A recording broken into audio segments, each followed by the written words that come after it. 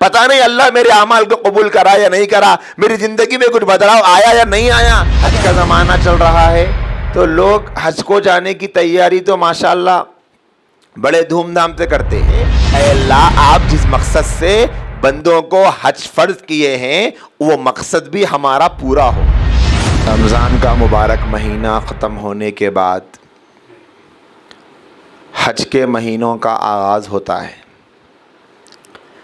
پچھلے زمانوں میں رمضان کے مہینے ختم ہونے کے کچھ ہی دن بعد لوگ حج کے لیے تیاریاں بھی شروع کر دیتے تھے اور سفر کے لیے اپنے آپ کو تیار بھی کر لیتے تھے۔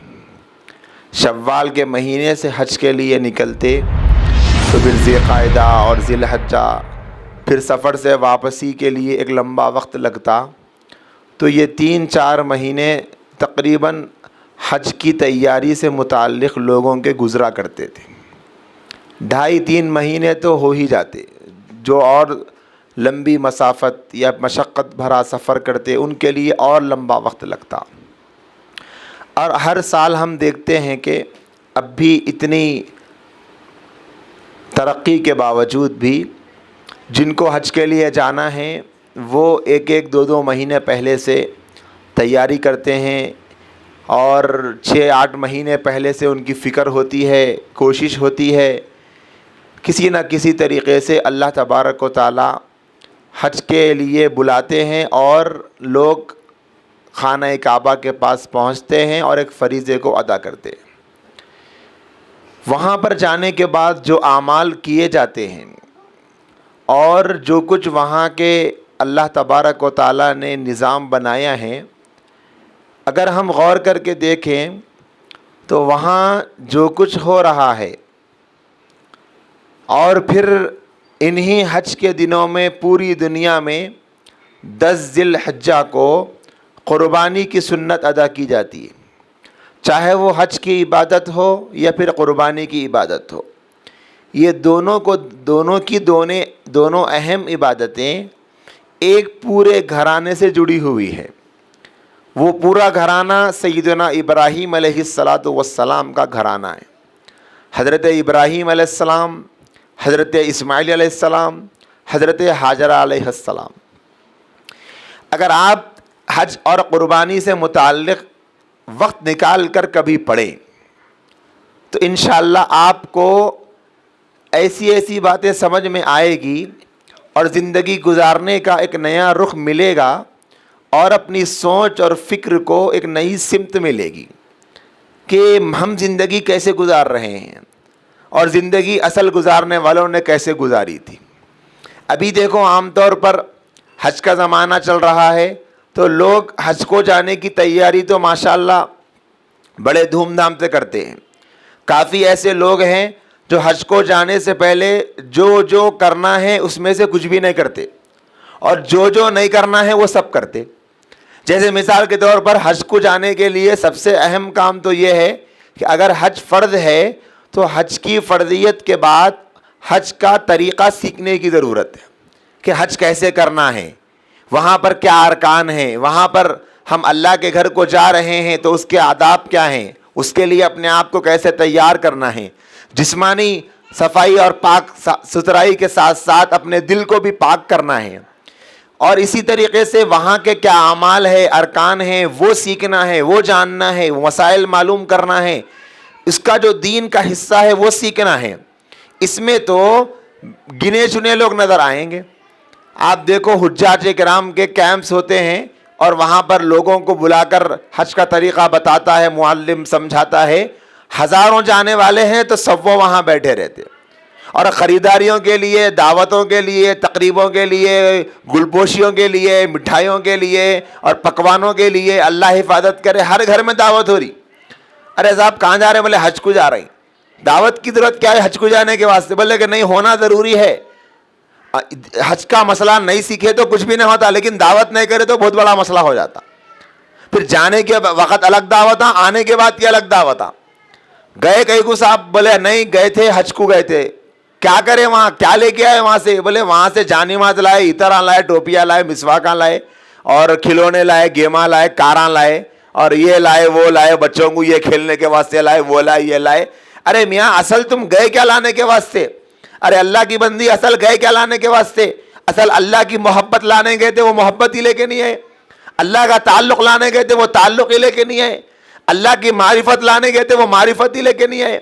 اللہ کے گھر کے پاس گئے, اللہ کے حرم کے سامنے کھڑے ہوئے, اللہ کے خانہ کعبہ کے سامنے کھڑے ہوئے, مقام ابراہیم کے سامنے کھڑے ہوئے, وہاں کی رونقیں برکتیں وہ لے کے آنا تھا, وہ لے کے نہیں آئے.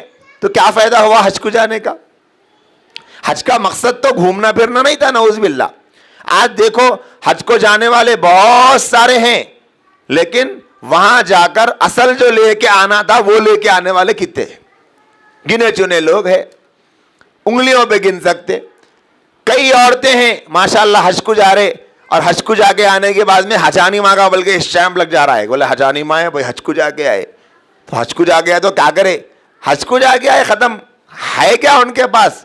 اللہ کے رسول صلی اللہ علیہ وسلم نے فرمایا جب کوئی حاجی حج سے لوٹتا ہے, اگر اس کا حج مقبول ہو جائے تو وہ اپنے گھر کو ایسے لوٹتا ہے, گناہوں سے اس قدر پاک و صاف کر دیا جاتا ہے جیسے ماں کے پیٹ سے پاک و صاف پیدا ہوا تھا. یہ انعام بتایا. اب وہ گناہوں سے پاک و صاف ہونے کی بشارت تو نبی دے رہی, لیکن اس بشارت کو حاصل کرنے کی فکر, حاصل کرنے کی طلب, راتوں میں اٹھ کر دعائیں مانگنا, جانے سے پہلے اپنے رشتہ داروں سے ملاقات کر کے دعائیں کروانا کہ دیکھو دعا کرو کہ اللہ میرا حج قبول کر لے, اللہ میرے حج کے سفر کو قبول کر لے, اللہ مجھے اپنا بنا لے, اپنی محبت مجھے دے دے, اپنی معرفت مجھے دے دے. اللہ نے ایک مرتبہ اپنے گھر کو بلایا ہے, اپنے گھر اور اپنے در پر جھکایا ہے. اب کسی اور در اور اب کسی اور گھر کے سامنے جھکنے کی مجھ کو کبھی بھی یہ توفیق نہ ملے. یہ دعائیں کرا کرا کے اپنے گھروں سے نکلنا, اور وہاں پر بھی جب پہنچے تو صبح شام یہی دعائیں کرتے ہوئے, ڈرتے ہوئے, بے چینیوں کے ساتھ, بے قراریوں کے ساتھ, پتہ نہیں یہاں کوئی بے ادبی ہو جائے تو اللہ ناراض ہو جائے گا, کسی لغزش کی وجہ سے اللہ روٹھ جائے گا. ان فکروں کے ساتھ ڈرتے ڈرتے پورے حج کے دن گزارنا, پھر واپس لوٹتے وقت میں ندامت کے ساتھ, آنسوؤں کے ساتھ, استغفار کے ساتھ, پتہ نہیں اللہ نے میرے اعمال کو قبول کیا یا نہیں کیا, حج کی میری عبادت کو اللہ نے پسند کیا یا نہیں کیا, حج مقبول مجھے ملا یا نہیں ملا. یہ ساری فکریں لے کر اس جگہ سے لوٹنا, اور لوٹنے کے بعد کافی دنوں تک بے چین و بے قرار رہنا, غمگین رہنا, پتہ نہیں اللہ میرے اعمال کو قبول کرا یا نہیں کرا, میری زندگی میں کچھ بدلاؤ آیا یا نہیں آیا. اگر بدلاؤ آیا تو سمجھنا چاہیے کہ میں نے حج سے کچھ حاصل کیا, بدلاؤ نہیں آیا تو کچھ حاصل نہیں کیا. ایسا حج کو جانے سے پہلے, حج کو جانے کے بعد, حج سے آنے کے بعد یہ فکر اور کنڈیشن میں زندگی گزارنا تھا. لیکن اب کیا ہو رہا؟ اب ماشاءاللہ سے حجانی ماں بنے ہوئے, کوئی ٹینشن کی بات ہی نہیں ہے, کوئی دین پہ چلنے کا مسئلہ نہیں, کوئی حلال حرام کی تمیز نہیں, اور زندگی میں کوئی بدلاؤ نہیں ہے. حج کو جانے سے پہلے جیسے تھے, آنے کے بعد ویسی تھے. فرق کیا آیا صاحب؟ فرق یہ آیا کہ پہلے خالی نام بولتے تھے, خالی آپا بولتے تھے, اب حجانی آپا بول رہے. ایک ٹھپا لگ گیا حجانی ماں بول کے, حج کو جا کے آئے حاجی صاحب بول کے. لوگ ہمارے حاجی صاحب السلام علیکم, حج کو جا کے آئے. یہ ایک ٹھپا لگا. ایک ٹھپے سے کیا ہوتا؟ ٹھپے سے کچھ بھی نہ ہوتا. اصل جو مقصود تھا حج کا, وہ اللہ تبارک و تعالیٰ کے در پہ جا کر غریبوں کی طرح, غلاموں کی طرح, فقیروں کی طرح, محتاجوں کی طرح, مسکینوں کی طرح پروردگار عالم نے جو لباس اوڑھنے کو کہا وہ اوڑھ کر, جیسے پہننے کو کہا ویسا پہن کر, جیسے چکر لگانے کو کہا ویسا چکر لگا کر, لبیک اللہم لبیک لبیک لا شریک لبیک کی صداؤں سے کافی دن اس علاقے میں رہ کر گزار کر, اس معطر فضاؤں میں رہ کر اندرون بدل جانا تھا. اب وہاں رہ کے بھی لوگوں نے تو مزے میں بولے یار زبردست پھر رہے ہیں, بلکہ فوٹواں لے کے سیلفیاں لے کے بھی جا رہے ہیں. وہ میں خانے کعبہ کے سامنے کھڑی ہوئی ہوں, میں یہاں کھڑی ہوئی ہوں. اب عورتیں بھجا رہے ہیں, شاید اپن سیو کر لے رہی, آدمیاں گار رہے فیس بک پہ ڈال رہے ہیں پورے, دیکھو ہم لوگ آج یہاں ہیں حرم کے سامنے. اب تو حال یہ ہوگا خانے کعبہ کے 4 کونوں پہ 4 فوٹواں لے رہی, بولے کہ آج یہاں رکنے یا ہماری پہ ہوں, میں ادھر رائٹ سائڈ میں, لیفٹ سائڈ میں, دیکھو دیکھو میرے پیچھے دکھ رہا مقام ابراہیم. ارے تم کیا دکھاتے یار مقام ابراہیم؟ گوگل پہ سرچ کرے تو ہزاروں فوٹو ہے مقام ابراہیم. تم کیا دکھانے کا مقام ابراہیم؟ مقام ابراہیم دکھانے کو گئے, یہ مقام ابراہیم کی فوٹو جو نہیں ہے کہیں بھی جو آپ جا کے کھینچ کے دکھا رہے ہیں. ارے آپ اللہ کو راضی کرنے گئے, فون رکھ کے خاموشی سے اللہ کے سامنے بیٹھو. جتنی دیر فوٹو کھینچنے میں جا رہی اتنی دیر اگر اللہ کے رحمتوں کے نزول ہونے کا جو مقام ہے خانہ کعبہ، اس کو بیٹھ کے دیکھیں گے تو آنکھیں منور ہو جاتی، دل پاک ہو جاتا. جتنی دیر مقام ابراہیم کی فوٹو کھینچنے میں گزر رہی، اتنی دیر میں مقام ابراہیم کے بعد 2 رکعت نماز پڑھ سکتے نا، دعا کر سکتے وہاں ٹھہر کے. اتنی مقدس جگہ پر جانے کے باوجود بھی اللہ حفاظت فرمائے کیا ہمارے معاشرے کا حال ہو گیا. اور عجیب بات یہ ہے کہ ہمارے معاشرے میں بھی ایسے لوگوں کو پسند کر رہے ہیں.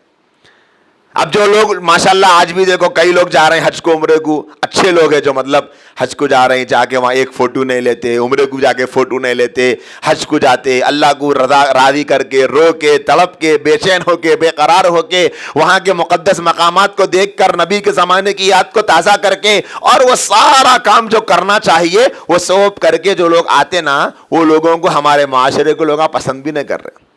حج کو گئے تھے، عمرے کو گئے تھے، ائی کہاں جی مارے بھی نہ آنا، فوٹو نہیں ہے ایک بھی. حج کو بھی گئے، عمرے ایک فوٹو نہیں آئی تمہاری. اب تو پروف دینا آپ کو، عمرے کو گئے حج کو گئے بلکہ. ارے وہ عبادت کر رہی. اب اگر بس چلا تو ہمارے پاس حال یہ ہو گیا سیلفیوں کا کہ اب عورتیں اور آدمیاں بولنا شروع کر دیں گے میں نماز پڑھ رہی ہوں، نہ ذرا فوٹو کھینچ کر رکھو میری نماز پڑھے تک، کیونکہ نماز پڑھتے کہ ڈالنا واٹس ایپ میں نماز پڑھی بول کے، اسٹیٹس پہ رکھنا میں نماز پڑھی بول کے.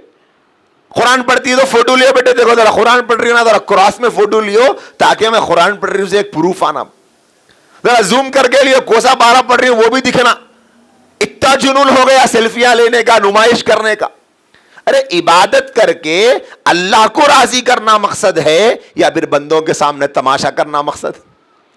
ڈھنڈورا پیٹ رہی پورے علاقے میں، بستی میں، ڈھنڈورا ڈھنڈورا ڈھنڈورا ڈھنڈورا.